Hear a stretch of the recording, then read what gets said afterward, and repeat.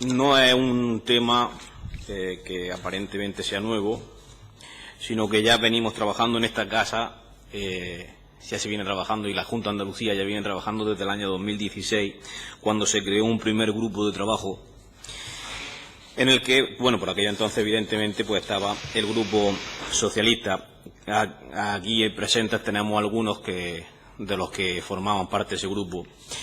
Entonces, de 2016 a 2019 llevamos 3 años en los que venimos aventurando esta situación, que ahora se escinde en dos partes, que puede ser un Brexit duro o puede ser un Brexit más proporcional. Lo que está claro es que tenemos que tener un plan de contingencia. Ese estudio al que usted ha hecho referencia, que bueno, cuando tengamos el borrador tendremos la oportunidad de analizarlo. Es un estudio que debería de estar cuanto antes encima de la mesa, sobre todo teniendo en cuenta los plazos y tal y como se están aconteciendo los hechos, sobre todo últimamente. Tenemos que tener un plan de contingencia no solo para el campo de Gibraltar, sino para toda la región en cuanto al turismo se refiere, pero también en cuanto al campo agrícola de nuestra región. Almería es una provincia que se va a ver muy afectada también por este Brexit, porque uno de los principales mercados en la exportación que tiene Almería es el Reino Unido. No solo el campo de Gibraltar, que evidentemente ya con las connotaciones negativas que tiene el campo de Gibraltar en torno al empleo y en torno a su producción, sino ya no solamente eso, el campo, sino que además con un Brexit, imagínese esas 10.000 o 15.000 puestos de trabajo que se van a ver afectados por un cierre en una valla. Eso hay que hacer un plan de contingencia definitivo.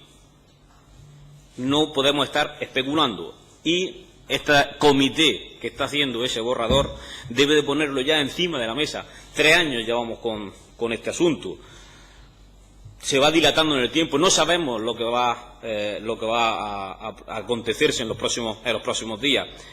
Ya aparentemente parece ser que el señor Johnson, que bueno, ha dado muestras de no estar muy centrado en lo que el aspecto democrático se refiere, pero imagínese que una decisión de este calibre en un sujeto de estas características se le dé la oportunidad de dictar una salida espontánea o inmediata de la Unión Europea, el gravísimo daño que a Andalucía y en el conjunto de España se va a producir.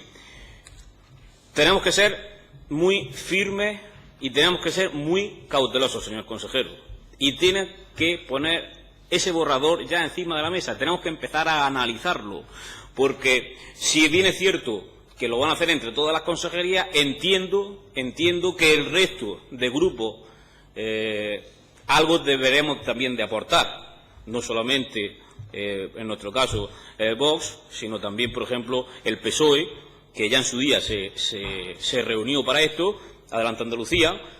Deberíamos de aportar también soluciones entre todos, porque no es lo mismo aportar una óptica desde sus consejerías que una óptica global de todos los grupos parlamentarios. Dicho esto, señor consejero, le abogo, le insto a que cuanto antes ese comité tenga ese plan de contingencia para analizarlo, porque las empresas necesitan tener seguridad y los trabajadores necesitan tener seguridad, porque sin esa seguridad la economía se ralentiza, el gasto se ralentiza y la economía real se frena.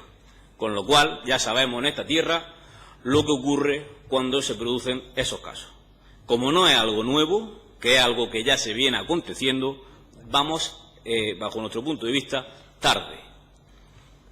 Vamos a crear seguridad, vamos a velar por el empleo y vamos a poner ese plan de contingencia encima de la mesa, porque habrá que cuantificarlo. Habrá que decir lo que nos va a costar. Usted ha dicho entre 500 y 1.200 millones. Es una horquilla muy grande. Estamos hablando del 1,1% del impacto en el PIB andaluz. Le pedimos mayor celeridad y, sobre todo, que nos permitan tener mayor participación dentro de ese plan de contingencia, señor consejero. A la vista de su exposición, habrá que esperar a los resultados para sacar conclusiones y evaluar. Lo que sí pediríamos es que la parte empresarial, la opinión de la parte empresarial se tenga especialmente en cuenta, porque al fin y al cabo la parte empresarial es la que está sometida a toda esta trama burocrática y casi diría del vuelva usted mañana de entonces. Con la digitalización ya en marcha, con esta revolución digital, pues qué duda cabe que las trabas deben ser prácticamente nulas. Y la agilidad con esos medios digitales debe estar a la orden del día, tal como constituir una sociedad en 24 horas, que es lo que los empresarios necesitan. Agilidad y que la administración no les ponga trabas burocráticas. Evidentemente, normativa y regulación es obvio que deben de estar sometidos, pero la carga de trabajo que le supone la trama burocrática, eso hay que eliminarla. Y me voy a permitir 15 segundos por alusión, contestarle a un miembro de esta sala cuando se ha referido a una persona que no está aquí, que es un líder nacional como es Abascal, y quiero preguntarle desde aquí si se refiere al señor Abascal como aquel que se ha plantado a las directrices iraníes en defensa de los derechos de las mujeres, y que ustedes, que tanto velan por la igualdad, no han tenido pantalones a respirar. Esa es la pregunta. Señor consejero, disculpe por esta aclaración, que no iba al hilo, pero tenía que decirlo. No debemos de apartar la mirada de que un emprendedor es un pequeño empresario y, por tanto, un generador de empleo. Y esto cobra especial relevancia en nuestra región debido a que las cifras de desempleo se han convertido en cifras estructurales y que asolan nuestra región. No solamente se deben de tener buenas intenciones, hacen falta hechos y hacen falta concienciarse de que el empresario es aquel que debe de generar el empleo y no se le puede perseguir constantemente con inspecciones e impuestos. Lamentablemente, el empresario se siente perseguido por las distintas administraciones y esa situación debe de revertirse y darle al empresario la seguridad y la tranquilidad que necesita. Estamos muy de acuerdo con esta proposición no de ley que trae el Grupo Parlamentario de Ciudadanos y queríamos, le hemos aportado una enmienda en boxe que esperemos que por el resto de los grupos sean aceptadas, pero queríamos afianzar aún más esta proposición no de ley poniendo encima de la mesa medidas concretas, como puede ser, por ejemplo, crear un dispositivo de primer empleo que exonere de las cargas sociales en la primera contratación de jóvenes menores de 24 años y por un periodo máximo de 2 años. Apoyar a los trabajadores autónomos con una cuota cero si los ingresos no llegan al salario mínimo interprofesional y, superado dicho umbral, una cuota progresiva desde los 50 euros en función de sus ingresos. Bonificar el 100% de la cuota mientras el trabajador por cuenta propia esté dado de baja.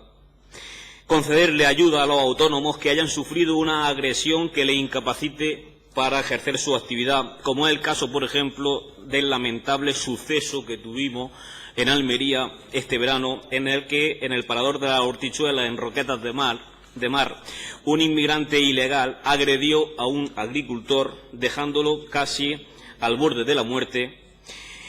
Este agricultor es empresario, propietario de una empresa familiar y es el principal responsable de la explotación. Pues bien, la situación de este empresario ahora mismo es que no tiene ingresos adicionales y su situación ahora mismo es bastante lamentable. Ya no solo a nivel, que se teme por su propia vida, sino además por sus ingresos en la economía familiar. Hay que establecer también bonificaciones fiscales para las explotaciones agrícolas familiares que palíen la discriminación de precios que supone la entrada de productos de otros países, agilizar la concesión de licencias para la implantación de explotaciones agrícolas, o un taller mecánico, un restaurante, una peluquería, etcétera, etcétera, etcétera.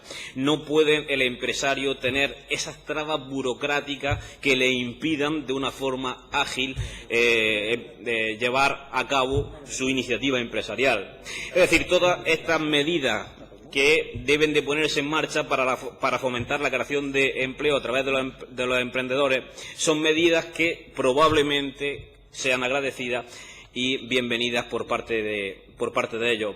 En cuanto a las enmiendas que hemos presentado in voce, son 4, las voy a citar, y es el establecimiento de un sistema de ventanilla única como sistema centralizado de atención a emprendedores, determinar las áreas prioritarias de actuación en orden a proceder a la progresiva reducción y eliminación de cargas administrativas que generen un mayor coste a la actividad emprendedora, impulsar y desarrollar la tramitación electrónica en todos los procedimientos administrativos vinculados directamente a la constitución de empresas y al inicio de la actividad económica, y simplificar y unificar la tramitación de los procedimientos de constitución de empresas e inicio de la actividad económica empresarial. En definitiva, señorías, es fomentar la iniciativa privada, la iniciativa empresarial en beneficio de la creación y consolidación del empleo en nuestra región.